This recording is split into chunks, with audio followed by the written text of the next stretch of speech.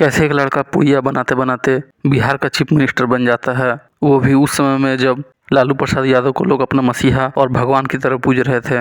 वो ऐसा क्या अलग करता है कि सब लोग उसको फिर अपना आइडियल मानने लगते हैं। और कभी वो नरेंद्र मोदी के अगेंस्ट में पीएम का उम्मीदवार भी थे, लेकिन आज के समय में उनका व्यक्तित्व नरेंद्र मोदी से छोटा हो गया है। नीतीश कुमार कैसे वहां से आज लगभग 8 बार बिहार के सीएम बन चुके हैं। समय के साथ साथ कुछ पार्टियों से समझौता करने के कारण सरकार इधर उधर उन्होंने पलटी भी है, जिसके कारण लोग उन्हें पलटू राम भी कहते हैं। यही सब बातें आगे हम लोग जानेंगे। नीतीश कुमार का जन्म 1 मार्च 1951 में बिहार के बख्तियारपुर में हुआ था। वही बख्तियारपुर की अलाउद्दीन खिलजी ने नालंदा और तक्षशिला को बर्बाद करने के बाद उसके नाम पे जो रखा गया था बख्तियारपुर, वहीं बख्तियारपुर से नीतीश कुमार आते हैं। और उनके पिताजी पेशे से एक डॉक्टर थे और उस समय भी उनके पिताजी देश की आज़ादी के लिए उन्होंने भी काफ़ी संघर्ष किया था, जिसके कारण काफ़ी लोगों का उनके घर पे आना जाना रहता था। और वो छोटे से ही अपने घर में काफ़ी लोगों को जो कि पॉलिटिकली और देश की आज़ादी में लगे हुए थे, उन लोगों का आना जाना देख के उन लोगों से काफ़ी इंस्पायर होते हैं और उनमें से ही एक इंसान होते हैं। उनसे ही वो इंस्पायर होकर सोचते हैं कि वो आगे जाके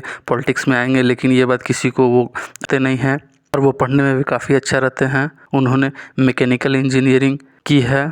एक स्टोरी उनकी काफ़ी प्रसिद्ध है कि जब वो एग्ज़ाम दे रहे थे तो वो एक क्वेश्चन अटेम्प्ट नहीं कर पाते हैं, क्योंकि उनसे उनके पेपर छीन ली जाती है, जिसके कारण ही वो घर में आके कहते हैं कि मेरे 100 में 100 मार्क्स नहीं आ पाएंगे। और जिसके बाद वो काफ़ी उदास हो जाते हैं। और यही कारण था कि जब वो पावर में आते हैं, जब उनकी सरकार बनती है, तो वो एक्स्ट्रा टाइम लोगों को 15 मिनट पूरे बिहार के स्टूडेंट को एग्ज़ाम देने लगे, ताकि किसी को भी पर्याप्त समय मिले और उनसे पेपर ना छीना जाए। और जब 90s के दशक में बिहार में जब जंगल राज आ गया था, यानी कि कानून व्यवस्था की कोई भी सुनवाई नहीं थी, उसके कारण ही आरजेडी की गवर्नमेंट से जितने भी नॉर्मल इंसान हैं जिसका क्रिमिनल बैकग्राउंड नहीं है, वो लोग काफ़ी नाखुश थे, जिसके कारण उन लोगों का जो आक्रोश था वही आक्रोश नीतीश कुमार को जिताने में सहायक हुआ। हालांकि जब वो पहली बार चुनाव लड़े थे 1987 में, तो वो उस समय हार गए थे। उसके बाद उन्होंने 1983 में फिर चुनाव लड़ा, उस समय वो जीत गए थे। और वो 1987 में लोकदल के प्रदेश अध्यक्ष बन गए। 1989 में बिहार की बाढ़ लोकसभा क्षेत्र से सांसद बने। अप्रैल 1990 से नवंबर 1990 तक वो केंद्रीय कृषि मंत्री और सहकारिता मंत्री बने। 1991 में फिर वो सांसद दोबारा चुने गए। 1995 में बिहार विधानसभा में वो चुनाव लड़े लालू प्रसाद यादव के अगेंस्ट में, और जॉर्ज फर्नांडिस के साथ में चुनाव लड़े समता पार्टी के साथ, लेकिन उस समय उनको सिर्फ 6 ही सीटें मिली थी। 1996 में लोकसभा चुनाव लड़ा और उस समय फिर सांसद चुन के आए। अटल बिहारी सरकार में केंद्रीय रेल मंत्री, भूतल परिवहन मंत्री और कृषि मंत्री रहे।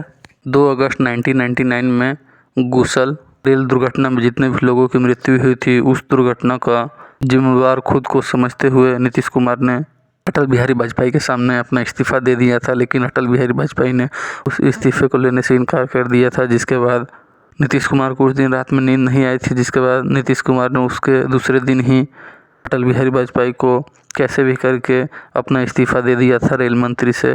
वही नीतीश कुमार अभी कार बचाने के लिए और में रहने के लिए दूसरी पार्टियों से अदला बदली कर रहे हैं।